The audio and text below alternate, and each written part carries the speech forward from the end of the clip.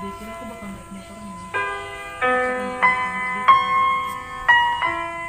Aku ngerasa banget gitu. Dia nggak bilang apa-apa. Terus mungkin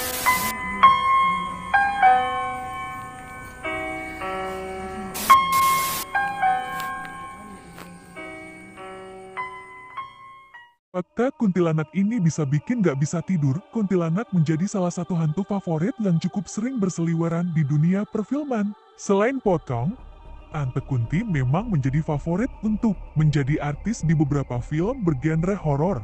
Itu semua terjadi karena kisah serta sikapnya yang memang menyeramkan. Berikut deretan fakta tentang hantu kuntilanak.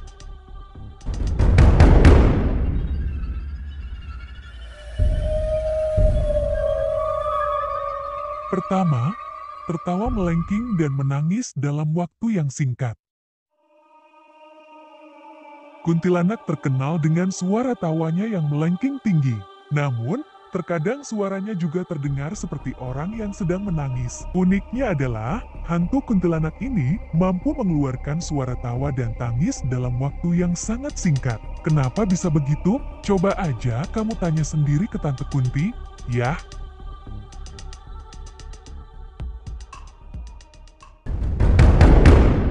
Kedua, keras berarti jauh, pelan berarti dekat.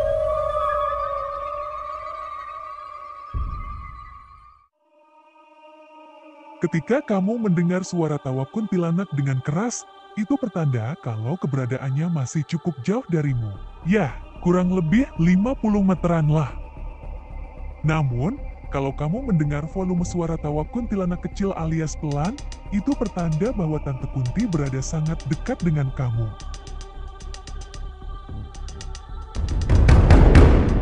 Ketiga, berpindah-pindah tempat secara tiba-tiba. Banyak orang-orang yang kebetulan melihat kuntilanak menyatakan bahwa hantu ini berpindah tempat dengan cara terbang melayang di udara. Ia memang jarang terlihat berjalan dan lebih sering terlihat berdiri atau duduk di ranting pohon yang tinggi. Meski begitu, ada juga yang mengatakan kalau hantu ini dapat berpindah tempat secara tiba-tiba. Caranya ia sama seperti manusia. Misalnya dengan cara berjalan secara perlahan menuju kegelapan yang tiada berujung.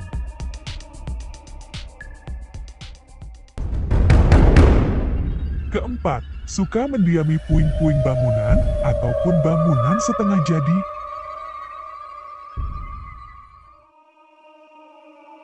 Kuntilanak dikenal senang mendiami bangunan yang telah menjadi puing-puing ataupun bangunan yang baru setengah jadi.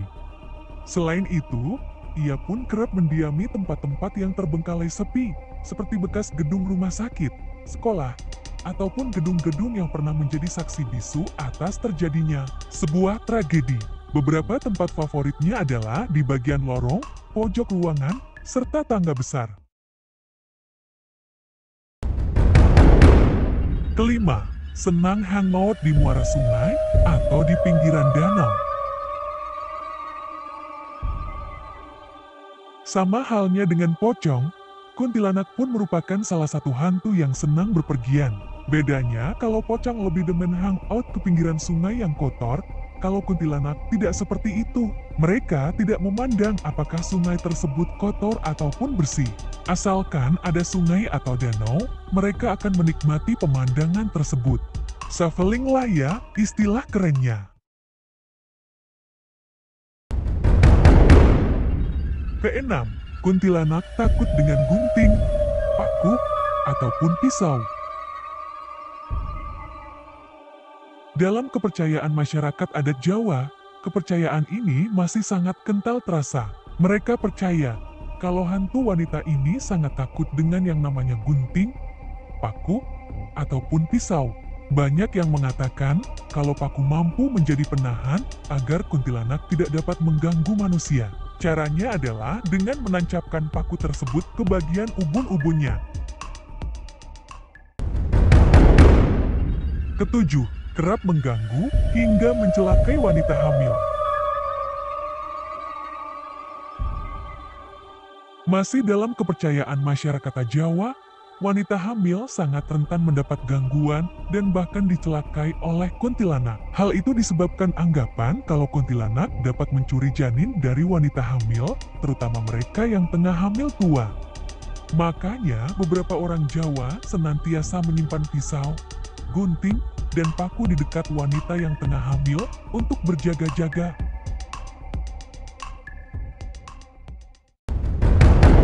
Kedelapan, menyukai daging anak-anak dan darah manusia.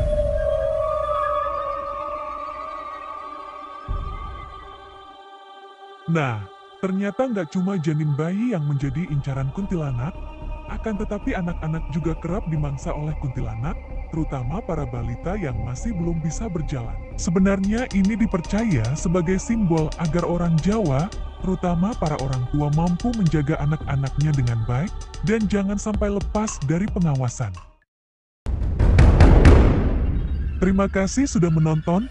Jangan lupa subscribe channel Ponyo ID, karena Mimin akan membahas tentang horor dalam Pojok Misteripedia.